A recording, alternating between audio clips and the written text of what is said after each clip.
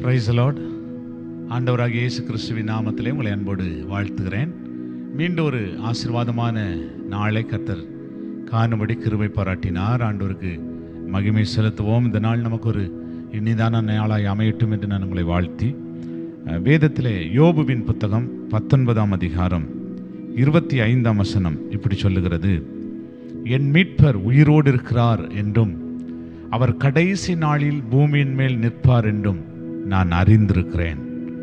என் மீட்பர் உயிரோடு இருக்கிறார் என்றும்.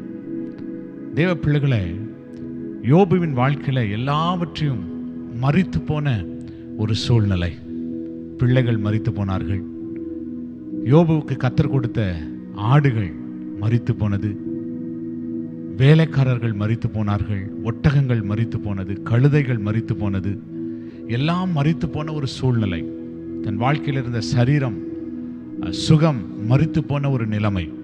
இந்த நிலைமையில் அவர் சொல்றாரு, எல்லாம் மரித்து போயிருந்தாலும் என் மீட்பர் உயிரோடு கூட இருக்கிறார். என் மீட்பர் உயிரோடு கூட இருக்கிறார். நான் ஒரு காரியத்தை அறிந்திருக்கிறேன். எனக்கு எல்லாம் என் வாழ்க்கையில் மரித்து போயிருக்கிறது, ஆனால் ஒன்னே ஒன்று உயிரோடு கூட இருக்கிறது. என் மீட்பர், என் மீட்பர் உயிரோடு கூட இருக்கிறார் என்ற அந்த அறிவு யோபுக்குள்ளே கடந்து வந்து, என் மீட்பர் உயிரோடு இருக்கிறார் என்று அவர் அறிக்கை செய்ததினாலே எந்தெந்த காரியம் மரித்து போயிருந்ததோ அந்த காரியங்கள் எல்லாம் மறுபடியும் உயிர்ப்பிக்க ஆரம்பித்தது. அந்த காரியத்தில் ஒரு உயிர் மீட்சியை கர்த்தர் கொடுத்தார். 10 பிள்ளைகள் மரித்து போயிருந்தார்கள்.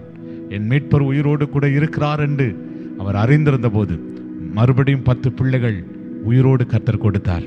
அவன் இழந்து போன ஆசீர்வாதங்களை கொடுத்தார். அவன் இழந்து போன ஸ்தோத்திரம் சுகத்தை கொடுத்தார். அவன் இழந்து போன நன்மை கொடுத்தார். ஆகவே தேவ பிள்ளைகளே, இந்த காலவேளையில் என்னென்ன காரியம் மரித்து போயிருக்கிறதோ உங்கள் கண்கள், என் மீட்பர் உயிரோடு கூட இருக்கிறார், என் ஆண்டவர் உயிரோடு கூட இருக்கிறார், என் இயேசு உயிரோடு கூட இருக்கிறார். அவர் மரித்தவர் அல்ல, அவர் மரித்து மண்ணோடு மண்ணாக போகவில்லை.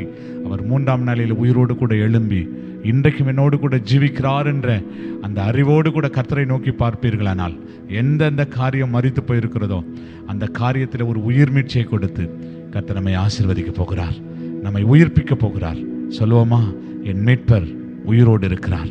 நல்ல ஆண்டவரே, நாங்கள் எல்லாரும் ஜெபிக்கிறப்பா, என் மீட்பர் நீர் உயிரோடு கூட இருக்கிறீரப்பா, உயிரோடு கூட எழுந்தருளி இருக்கிறீர்.